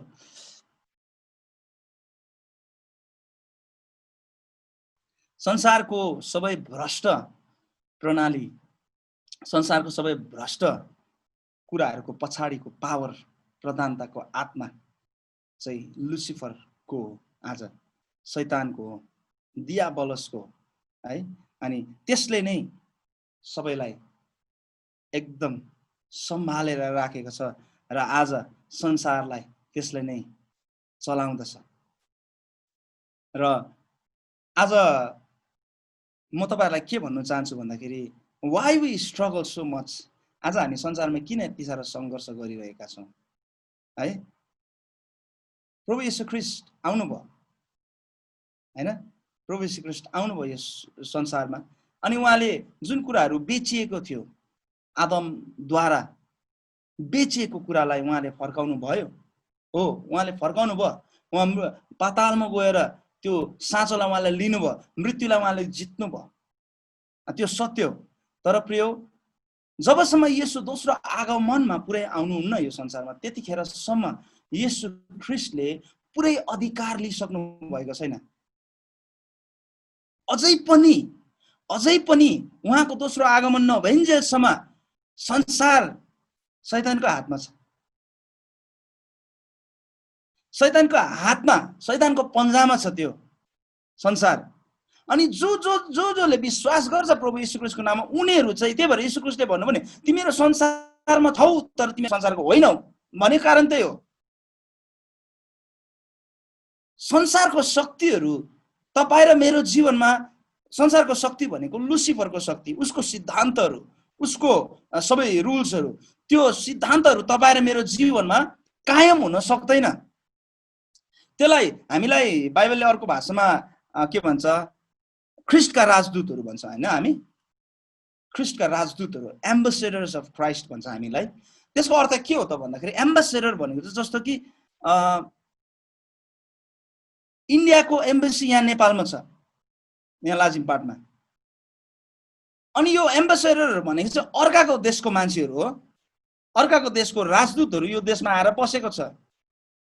अनि त्यो एम्बेसेडर्सहरुमा के हुन्छ भने नि प्रिय, अंग्रेजीमा डिप्लोमेटिक इम्युनिटी भन्छ है, डिप्लोमेटिक इम्युनिटी भन्छ। त्यो चाहिँ कूटनीतिक एउटा इम्युनिटी हो। कतिवटा रुल्स एन्ड रेगुलेसन्सहरु नेपाल सरकारको, नेपालको ल, यहाँको कानुन र व्यवस्थाहरु, कतिवटा कुराहरु उनीहरुलाई लागू हुँदैन। त्यसलाई चाहिँ अंग्रेजीमा डिप्लोमेटिक इम्युनिटी भन्छ, कूटनैतिक इम्युनिटी। अब इम्युनिटीलाई के भन्छ मलाई अलिकति आएन नेपालीमा, तर इम्युनिटी, उनीहरुलाई कतिवटा यहाँको कानुनहरु लाग्दैन, उनीहरू यहाँको कानुनहरू भित्र उनीहरू हुँदैन, कतिवटा कानुनहरू भित्र, किनकि उनीहरू यो देशको मान्छे होइन, उनीहरू चाहिँ कुटनीतिक रिलेसनसिपमा उताबाट यता आएको हुन्छ। त्यसकारणले गर्दा डिप्लोमेटिक इम्युनिटी हुन्छ उनीहरूसँग, यो देशको सबै कुराहरू उनीहरूलाई लागु हुँदैन। तपाईँ र मलाई पनि बाइबलले के भन्छ, तिमीहरू ख्रिस्टका राजदूतहरू हौ। त्यही भएर यीशु ख्रिस्टले भन्नुभयो तिमीहरू संसारमा छौ तर तिमीहरू संसारको होइनौ। आज संसार चाहिँ शैतानकै हातमा छ अहिले पनि है, तर तपाईँ र मलाई त्यसको सबै कुराहरू लागु हुँदैन, किनकि हामीसँग डिप्लोमेटिक इम्युनिटी छ। आमेन, हालेलुया। कतिजनाले विश्वास गर्न सक्नुहुन्छ? हात उठाइदिनुहोस् त। आमेन। हामीसँग डिप्लोमेटिक इम्युनिटी छ, कुटनीतिक, हामी स्वर्गीयका नागरिकहरू हौ। त्यसकारणले गर्दाखेरि संसारको सबै कुराहरू लागु हुँदैन हामीलाई। तिमीहरू संसारमा छौ तर तिमीहरू संसारको होइनौ भनेर भनिन्छ। हामी तपाईँ र म जसले विश्वास गरेका छौँ प्रभु यीशु ख्रिस्टमा है। सो त्यसकारणले गर्दाखेरि यो संसारको भ्रष्ट प्रणाली हैन, यो संसारको जति पनि कुराहरू छ प्रिय, हामी यो संसारको भ्रष्ट कुराहरू, शैतानको धेरैवटा कुराहरूदेखि हामी डराउनु पर्दैन। हामीसँग अलरेडी डिप्लोमेटिक इम्युनिटी छ। आमेन है। संसारको मान्छेहरू जुन प्रकारले फसिन्छन् नि पापमा, हामी पापमा फसिनु पर्दैन है। पापै नगर्नु त कस्तो गाह्रो रहेछ भनेर हामी भन्छौँ होइन। मैले पनि त्यही भन्थेँ, ओहो पापै नगर्नु त सकिँदैन हौ, गाह्रो छ त पाप नगरिकन बस्नु त है। अनि पावलले भन्दछ कि अब तिमीहरू अनुग्रहमा छौ, त्यही भएर तिमीहरू पापको दास होइनौ। दास हुँदा चाहिँ तिमीलाई पापले पाप गर्न लाउँथ्यो, तर अब तिमी दास नभएको कारणले गर्दाखेरि तिमीले पाप गरिराख्नु पर्दैन। आमेन, हालेलुया। हामीले पाप गरिराख्नु पर्दैन, किनकि परमेश्वरको अनुग्रहले हामीलाई पापको बसबाट बाहिर निकाल्नु भएको छ। शैतानको प्रणालीबाट, त्यसको सिस्टम्सहरूबाट, लुसिफरको अझै पनि राज्य संसारमा छ। जबसम्म प्रभु यीशु ख्रीष्ट पूर्ण रूपमा यहाँ आउनुहुन्न तब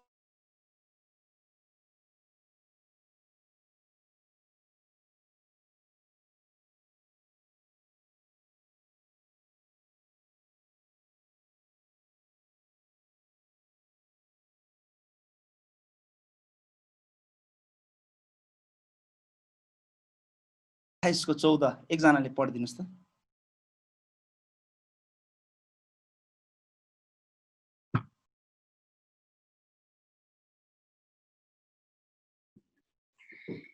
अभिभावकको रूप हुनलाई त अभिषेक गरिएको थिइस्, किनकि त्यसरी नै मैले तँलाई नियुक्त गरेको थिएँ। परमेश्वरको पवित्र पर्वतमा त थिइस्, अग्निमय पत्थरहरूका बीचमा त हिँड्थिस्। आमेन, हालेलुया। यहाँनिर अभिभावकको रूप हुनलाई त अभिषेक गरिएको थिइस् भनेर बाइबलले लुसिफरलाई एड्रेस गरेको छ।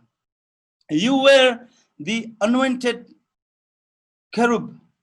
करूब, करूब भनेको चाहिँ करूबहरूको सिङ्गुलर फर्म हो। अङ्ग्रेजीमा सेरुबिम भन्छ र त्यसको सिङ्गुलर फर्म चाहिँ सेरुब भन्छ, केरुब भनेर भन्दछ। सो एकजना सिङ्गुलर, एकजना मात्र यहाँ जनाएको छ। अनोइन्टेड, अभिषिक्त करूब हो त्यो चाहिँ अभिषिक्त करूब होस् भनेर भनिएको छ। अनि त्यसले हामीलाई के बुझाउँछ त भन्दाखेरि, यो अहिले इजिकेल 28 अध्याय, यशाया 14 अध्यायलाई चाहिँ हामीले संसारको राजा, एउटा भौतिक राजा, संसारको एउटा मान्छे राजाको विषयमा लेखिएको हो भनेर हामीले भन्न मिल्दैन। यो चाहिँ एउटा स्वर्गीय स्थानहरूमा कुनै एउटा करूब, एउटा अभिषिक्त करूबको कुरा गरिएको हो। तर मान्छेलाई बुझाउनुको लागि, मान्छेको भाषामा त्यो बेलामा कुन चाहिँ राज्य चाहिँ एकदम पावरमा थियो र निरङ्कुश थियो, त्यो राजालाई एड्रेस गरेर त्यो राजाको पछाडि भएको शक्तिलाई एड्रेस गरेको हामी देख्न सक्छौँ। र मान्छेलाई कुनै पनि हिसाबले, मान्छेलाई कुनै पनि हिसाबले भनेको कुरा होइन यो।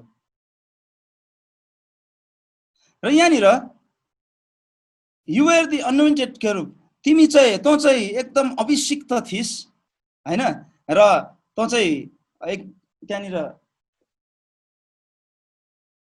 अभिभावक करूब हुनलाई त अभिषेक गरिएको थिइस्, किनकि त्यसरी नै मैले तँलाई नियुक्ति गरेको थिएँ।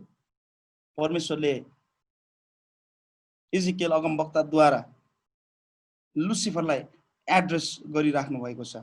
सो प्रिय, आज तपाईँ र मैले बुझ्नुपर्ने कुरा के छ भन्दाखेरि हामी लुसिफरको बारेमा किन स्टडी गर्दैछौँ भनेर भन्दाखेरि हाम्रो सृष्टि हुनुभन्दा अगाडि के भएको थियो त, वाट ह्यापन्ड एक्चुअली, हैन, कस्तो इतिहास थियो त त्यहाँनिर।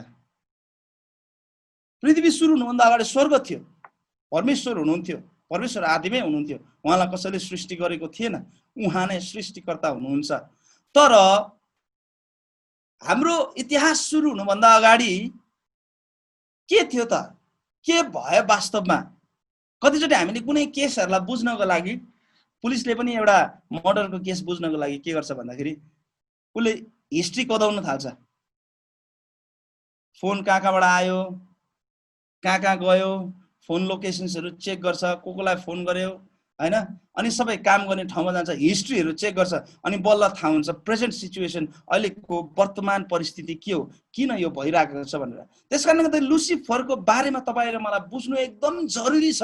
अनि जब हामी लुसिफरको बारेमा बुझ्छौँ, त्यसको सेवकाई कस्तो थियो, को थियो त्यो, अनि तब बल्ल हामीले आफैलाई बुझ्न सक्छौँ। भनेपछि यो कारणले गर्दाखेरि चाहिँ परमेश्वरले हामीलाई सृष्टि गर्नुभएको रहेछ है, यस्तो भएको रहेछ, त्यस कारणले गर्दाखेरि चाहिँ हाम्रो उत्पत्ति भएको रहेछ भनेर हामी बुझ्न सक्छौँ। प्रस्थान 25 अध्यायको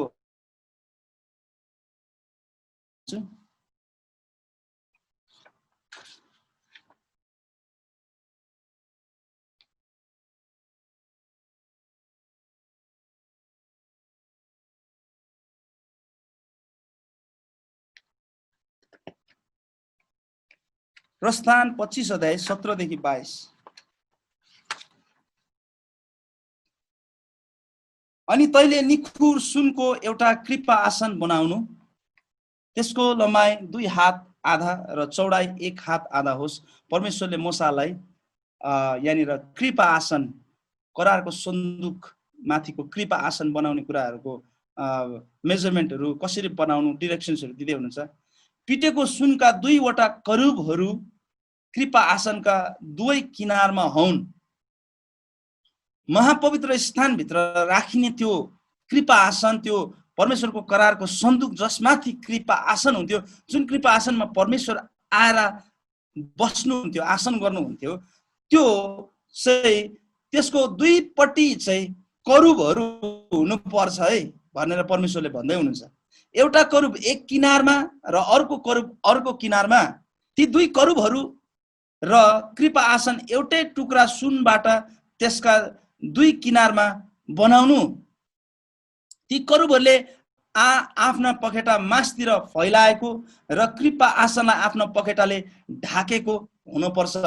कृपा आसनलाई चाहिँ पखेटाले, स्वर्गदूतको करूबको पखेटाले ढाकेको हुनुपर्छ भनेर यहाँ भन्दै हुनुहुन्छ।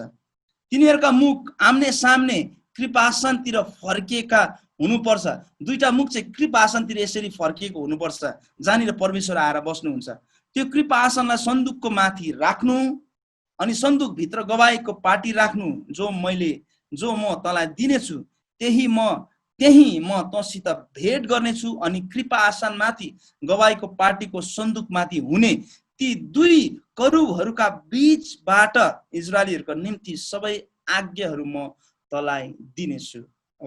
यहाँबाट तपाईँ र मैले के बुझ्न सक्छौँ भन्दाखेरि प्रिय, परमेश्वरले नि स्वर्गमा म कसरी बस्थे, स्वर्गमा हाउ आई युज टु, है, म कसरी स्वर्गमा सिंहासनमा बस्थे भन्ने कुराको केही पिक्चरहरू यहाँनिर दिइरहेको छ। जब म संसारमा आउँछु, संसारमा मेरो उपस्थिति जब हुन्छ, अनि म कृपा आसनमाथि बस्न चाहन्छु, तर जब म आसनमा बस्छु, मेरो सिंहासनमा स्वर्गमा जस्तै गरेर गएर म बस्छु, त्यतिखेर चाहिँ मलाई चाहिँ करूबहरूले ढाकेको हुनुपर्छ है। हेर्नुहोस् त, इट इज अ हिस्ट्री है। एउटा कस्तो भन्दाखेरि परमेश्वर स्वर्गमा जसरी बस्नुहुन्छ, हिजो मैले भने नि स्वर्गको प्रोटोकल, वर्शिप प्रोटोकल जब परमेश्वरले संसारमा सुरु गर्नुभयो, स्वर्गको आराधना गर्ने शैली, प्रक्रिया, तरिका र प्रणालीलाई परमेश्वरले संसारमा सुरु गर्नुभयो। परमेश्वर स्वर्गमा जसरी सिंहासनमा बस्नुहुन्छ त्यसरी नै उहाँ यहाँ आएर बस्नुहुन्छ र कसरी आराधना गर्नुपर्ने, कुन प्रकारले गर्नुपर्ने भन्ने विषयलाई सुरुवात गर्दै गर्दाखेरि यहाँ हेर्नुहोस् त, परमेश्वरले भन्दै हुनुहुन्छ म सिंहासनमा बस्छु अनि मलाई चाहिँ के गर्नुपर्छ, करूबले ढाक्नुपर्छ मेरो सिंहासनलाई चाहिँ। बुझ्दै हुनुहुन्छ प्रिय?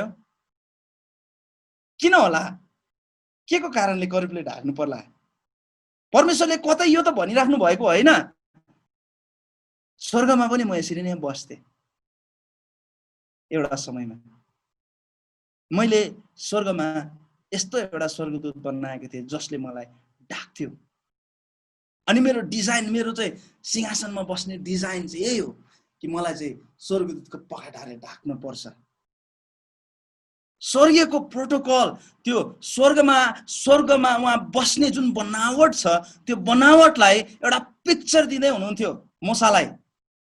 स्वर्गदूतको पखेटाले मलाई ढाक्नुपर्छ, म बस्ने आसनलाई चाहिँ तिमीहरूले ढाक्नु है, ढाक्नुपर्छ। अनि जब म त्यहाँ आउँछु ढाकिनुपर्छ, म छोपिनुपर्छ। अब त्यसको धेरै रहस्यहरू चाहिँ म तपाईँलाई पछि बताउँछु। स्वर्गदूतको काम चाहिँ धेरै जस्तो प्रोटेक्ट गर्ने, ढाक्ने, छोप्ने कामहरू हुन्थ्यो। यो अनोइन्टेड करूब, यो अभिषिक्त करूबको पनि त्यही थियो भने जब तपाईँ र मलाई थाहा छ के भन्छ, आदम र हावाले जब हव्वाले पाप गरे अनि उनीहरूलाई चाहिँ अदनको बगैँचाबाट निकालिएको थियो, अनि त्यो बेलामा पनि परमेश्वरले के भन्नुभयो, स्वर्गदूतहरूको छरी अदनको बगैँचा वरिपरि लाउनु भयो हैन।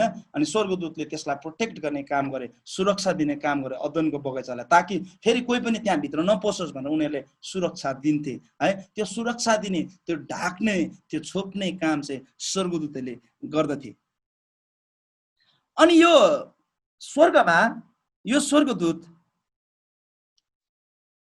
लुसिफरको काम चाहिँ परमेश्वरको सिंहासन जहाँ परमेश्वर बस्नुहुन्छ त्यहाँनिर चाहिँ त्यसले ढाक्ने काम गर्थ्यो, परमेश्वरलाई कभर गर्ने काम गर्थ्यो। मैले तपाईँहरूलाई यो के भन्छ, यो टपिकमा पनि मैले त्यही देखेको छु, लुसिफर मिनिस्ट्री, कभरिङ मिनिस्ट्री भनेर कभर गर्ने काम गर्थ्यो, परमेश्वरलाई पूर्ण रूपमा छोप्ने काम गर्थ्यो। अनि यति साह्रो महिमित है जिम्मा थियो लुसिफरको कि परमेश्वरलाई नै उसले ढाक्नु पर्थ्यो। हुन त अब परमेश्वरलाई उसले ढाक्न त सक्दैन, किनकि परमेश्वर त कुनै स्पेसभित्र लिमिटेड हुनुहुन्न, तैपनि उहाँले एउटा म्यानिफेस्ट प्रेजेन्स दिँदै गर्दाखेरि, उहाँ सिंहासनमा बस्दाखेरि उहाँको महिमालाई पुरै कभर गर्नु पर्थ्यो। लुसिफरको काम त्यो थियो, उसले परमेश्वरको महिमालाई ढाक्नु पर्थ्यो। अनि यति साह्रो हाइएस्ट पोजिसनमा थियो कि लुसिफर, अनि त्यस कारणले गर्दाखेरि त यति धेरै स्वर्गदूतहरूले परमेश्वरले जसलाई सृष्टि गर्नुभयो होइन, परमेश्वरको सृष्टिले नै पनि कता कता लुसिफरलाई विश्वास गर्ने सम्म बनाइदियो त्यसले। हेर्नुहोस् त, तपाईँले हव्वालाई नै हेर्नुहोस् न, हव्वालाई हरेक दिन परमेश्वर आएर आदम र हव्वासँग हिँड्नुहुन्थ्यो, तर शैतानले आएर के भन्थ्यो, तिमीले यो खायो भने त तिमी परमेश्वर जस्तै हुन्छौ हैन, परमेश्वर जस्तै हुने इच्छा। हिजो पनि मैले तपाईँहरूलाई भने, अस्ति पनि मैले भनेको थिएँ, त्यो इच्छा राम्रो, तर परमेश्वर लुसिफरको हिसाबमा उसले आफैलाई परमेश्वर जस्तै बनाउने इच्छा गरे, परमेश्वर भन्दा माथि उक्लिने, परमेश्वरको सिंहासन भन्दा माथि आफ्नो सिंहासन बसाल्ने भनेपछि कति डरलाग्दो चाहिँ के भन्छ महिमित ठाउँमा रहेछ त हौ लुसिफर। मलाई चाहिँ लुसिफरको बारेमा के भन्छ पढाउँदाखेरि र मैले पढ्न पाउँदाखेरि यति साह्रो ताजुब लाग्छ, मलाई अचम्म लाग्छ कि कस्तो महिमित मिनिस्ट्री थियो लुसिफरको, परमेश्वरलाई ढाक्ने काम। तपाईँले इमेजिन गर्नुहोस् त, सारा जगतको मालिकलाई उसले ढाक्थ्यो, उसले छोप्ने काम गर्थ्यो। अनि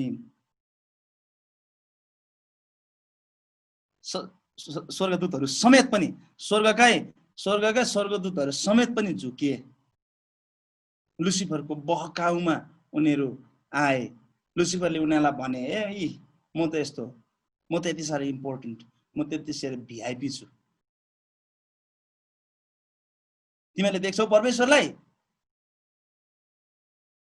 देख्न सक्छौ तिमीले परमेश्वरलाई? किनकि स्वर्गमा पनि परमेश्वरलाई देखिँदैन नि त। तपाईहरु कतिजनालाई थाहा छ यो कुरा? परमेश्वरलाई स्वर्गमा पनि हामी उहाँको पूर्ण रूप देख्दैनौं। उहाँको केही ढाकिएको छोपिएको फिल्टर भएर आएको महिमालाई मात्र देख्छौं। किनकि परमेश्वरलाई स्वर्गमा पनि पूर्ण रूपमा बुझ्न हामी सक्दैनौं। मैले भन्न चाहेको के भन्दाखेरि परमेश्वर यति साह्रो महिमित हुनुहुन्छ प्रिय हो, यति साह्रो महान हुनुहुन्छ कि स्वर्गमा पनि तपाई र मैले बुझ्दैनौं उहाँलाई। अनन्तदेखि अनन्तसम्म तपाई र म त्यहाँ बस्छौं कि, तर अनन्तदेखि अनन्तसम्म तपाई र मैले परमेश्वरको महिमा हेरेर अवाक हुन्छौं। यति साह्रो अवाक हुन्छ त्यहाँनिर। परमेश्वरको महिमालाई नेकेड आइजले त्यहाँनिर मान्छेले हेर्न सक्दैन। त्यही भएर परमेश्वरलाई कभर चाहिएको थियो। He needed a cover. परमेश्वरलाई प्रोटेक्ट गर्नको लागि होइन, तर उहाँको महिमाले गर्दाखेरि सबै तहस नहस हुने भएको कारणले गर्दाखेरि एउटा स्पेशल प्रोटेक्सन उहाँले बनाउनु भएको थियो लुसिफरलाई। अनि लुसिफरको मार्फतबाट मात्रै परमेश्वरलाई सबैले देख्थ्यो, फिल्टर्ड भएर। परमेश्वरको पूरा पूर्णता देख्नै मिल्दैन स्वर्गमा पनि।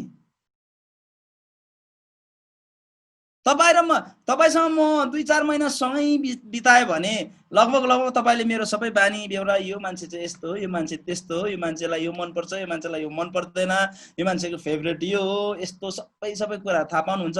अझै अब अहिले म बिहे गरेको 12 वर्ष भयो, लगभग मेरो वाइफ कस्तो हो भन्ने कुरा मैले पत्ता लगाइसके। अझै पनि अलिकति केही बाँकी होला है, उसले पनि मेरो पत्ता लगायो होला। तर परमेश्वरसँग अनन्तदेखि अनन्तसम्म बस्दा पनि नि परमेश्वरको महिमा सिद्धिँदैन। हरेक मोमेन्ट परमेश्वरको महिमा नयाँ भएर आउँछ अनि तपाई र म त्यहाँ आवाक हुन्छौं। त्यही भएर परमेश्वरलाई एउटा महिमा, उहाँको महिमालाई ढाक्नको लागि, छोप्नको लागि एउटा फिल्टर चाहिएको थियो। हिजो मैले गन्तीको पुस्तकमा पढ्दै थिएँ नि, तपाईहरुलाई थाहा छ त्यहाँनिर लेखिएको थियो कि लेवीहरूले मात्रै मेरो मण्डपको वरिपरि पाल लाउनु, किनकि उनीहरूले मण्डपको वरिपरि पाल लगाएन भने मेरो महिमाले गर्दाखेरि अरु मान्छेहरू मर्छन्, त्यसकारणले गर्दा तिनीहरूले मलाई ढाक्न पर्छ। आमेन। परमेश्वरको महिमालाई ढाक्नु पर्छ। नभए परमेश्वरको महिमा यति साह्रो पवित्र हुनुहुन्छ, उहाँको पवित्रताको अगाडि कोही पनि टिक्न सक्दैन। त्यही भएर पुजारीहरू परमेश्वरले बनाउनु भने यो पुजारी बनाउनु भन्दा अगाडि स्वर्गमा पनि यस्तै ढाँचा थियो के? स्वर्गमा पनि त्यही ढाँचा थियो। लुसिफरलाई परमेश्वरले त्यसको लागि बनाउनु भएको थियो नि त। अति नै महिमित थियो लुसिफर, अति नै महिमित।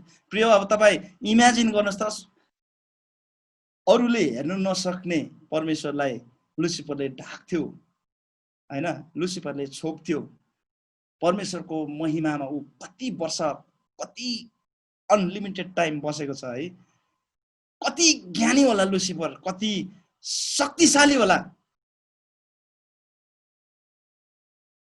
तपाईले त्यो के भन्छ, चुम्बक भन्छ नि, म्याग्नेटलाई तपाईले नि फलाममा बटारेर राख्नुस् केही समय, 2 घण्टा 3 घण्टा 1 दिन 2 दिन बटारेर राख्दिनुस्, अनि पछि तपाईले त्यो म्याग्नेट र फलामलाई छुट्याइदिनुस्। अनि त्यो फलामलाई तपाईले अर्को फलामसँग जोड्नुस् त त्यसले तान्दिन्छ अर्को फलामलाई। भन्नुको अर्थ त्यो म्याग्नेट, त्यो चुम्बकको प्रपर्टी, गुणहरू त्यो अर्को फलामले लिन्छ उटासेर बस्दाखेरि। अनि केही समय उसले पनि चुम्बकको काम गर्न थाल्छ के, प्रपर्टी ट्रान्सफर हुन्छ, गुणहरू सर्छ। मैले भन्नु चाहेको के भन्दाखेरि लुसिफर परमेश्वरसँग यति साह्रो गहिरो सम्बन्धमा थियो, यति साह्रो परमेश्वरको उपस्थितिमा थियो कि ऊ अब परमेश्वरको, त्यही भएर त उसले कस्तो आँट गरे नि त, म प्रभुभन्दा माथि जान्छु। अब तपाईँ र मैले त्यसलाई अर्को प्रकारले हेऱ्यौँ भने कस्तो लाग्छ? तपाईँ र म परमेश्वरको उपस्थितिमा त्यसरी नै टाँसिएर बस्यौँ भने हामी कस्तो हुन्छ होला त यो संसारमा? आमेन। इमेजिन गर्नुहोस् त, तपाईँ परमेश्वरको उपस्थितिमा बस्नुहोस् त टाँसिएर, परमेश्वरसँगको सम्बन्धमा घनिष्ठतामा बस्नुहोस् त, परमेश्वरको प्रपर्टीहरू तपाईँमा आउन थाल्छ नि, तपाईँमा सर्छ क्या, उहाँको प्रपर्टी सर्छ। किनकि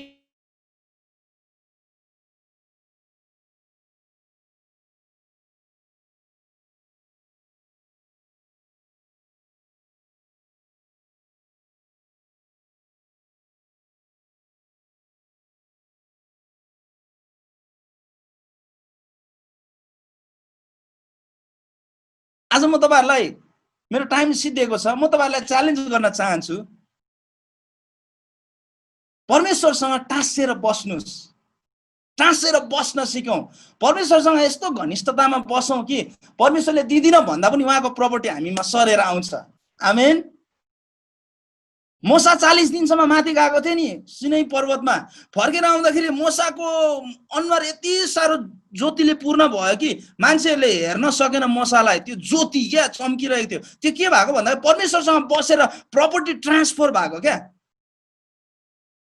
तपाईँ र म परमेश्वरको उपस्थितिमा बसौँ त त्यसरी घनिष्ठतामा, अनि तपाईँ र म पनि त्यहाँदेखि निक्लेर बाहिर हिँड्दाखेरि नि परमेश्वरको महिमा र परमेश्वरको उपस्थिति, परमेश्वरको चरित्र, परमेश्वरको स्वभाव, उहाँको शक्ति, उहाँको अभिषेक तपाईँ र मबाट बग्न थाल्छ। आमेन। तपाईँ र म रोगी बिरामीको छेउमा जाँदाखेरि प्रिय रोगी बिरामीहरू, त्यो रोग र बिरामीहरू कन्फ्युज हुन थाल्छ, यो लाजरस हो कि यो परमेश्वर हो? अनुहार हेर्दा त लाजरस जस्तो देख्छु, तर यसको महिमा त परमेश्वरको जस्तो छ त। आमेन। परमेश्वरको उपस्थितिमा बस्छौँ हामी। म लुसिफरलाई हेरेर पुरा इन्करेज हुन्छु। तपाईहरुलाई हाँस उठ्छ होला यो भन्दाखेरि। पुरा इन्करेज हुन्छु। के को कारणले भन्दाखेरि त्यो उहाँसँग बसेर त्यो जुन कन्फिडेन्स त्यसले बिल्डअप गर्यो नि, परमेश्वर जस्तै हुन्छ म उहाँभन्दा माथि जान्छु भन्ने चाहिँ होइन, तर ओहो परमेश्वरसँग बस्यो भने त ओहो हामी त भयङ्कर शक्तिशाली पो हुने रहेछौँ त। परमेश्वरसँग बस्यो भने त उहाँको प्रपर्टी पो मेरो जीवनमा आउने रहेछ त है। उहाँसँग टाँसेर बस्नु, उहाँसँग घनिष्ठतामा बस्दाखेरि त ओहो मेरो जीवन पनि यीशु, त्यो फिलिपीमा भने जस्तै तिमीहरूमा त्यो मन होस् जो यीशुमा थियो, त्यो यीशुको मन पो ममा हुने रहेछ त। प्रभु मलाई त्यो मान्छेलाई क्षमा दिने शक्ति दिनुहोस् भनेर हामी प्रार्थना गर्छौँ। कतिचोटि माग्छौँ प्रभु म त्यो मान्छेलाई क्षमा दिन चाहन्छु, प्रभु म यो मान्छेलाई क्षमा दिन चाहन्छु, प्रभु म यो व्यभिचारको आत्माबाट बाहिर निस्किन चाहन्छु, प्रभु म यो लोभी छु, म लोभी, मलाई लोभी हुनु मन लाग्दैन, मलाई सहायता गर्नुहोस् भन्छौँ होइन। अनि हामी प्रार्थना गर्छौँ, तर हाम्रो प्रार्थनाहरू कतिचोटि सुनाइ हुँदैन। तर simply go and stay in the presence of God. परमेश्वरको उपस्थितिमा बस्नुहोस् मात्रै, सरेन्डर गर्नुहोस् उहाँलाई। पवित्र आत्मा आउनुहोस्, तपाईँ मेरो जीवनमा राज गर्नुहोस्, तपाईँ मेरो जीवनमा तपाईँ बस्नुहोस्, तपाईँ प्रभुको उपस्थितिमा बस्नुहोस् न, अटोमेटिकली तपाईँले प्रार्थना पनि गर्नु पर्दैन। तपाईँले गर्नु सक्दिन भनेका कुराहरू तपाईँ गर्न सक्नुहुन्छ। त्यसलाई भन्छ प्रपर्टी ट्रान्सफर भएको। परमेश्वरको गुणहरू तपाईँमा सधैँ आएको।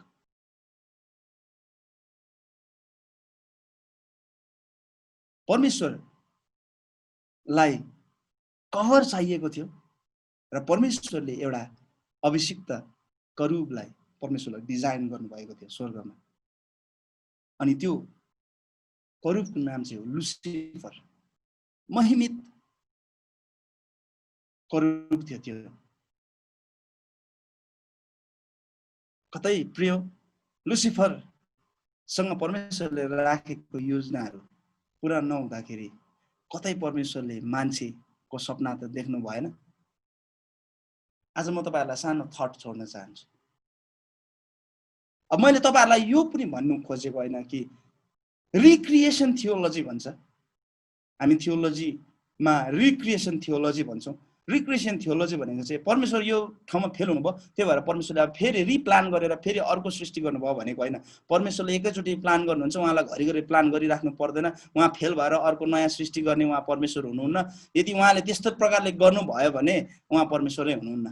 तर पनि जुन डिजाइनमा लुसिफरलाई परमेश्वरले सृष्टि गर्नुभएको थियो, लुसिफर त्यो कुरामा फेल भयो अनि परमेश्वरले त्यही योजना मानिसमा राख्नुभयो।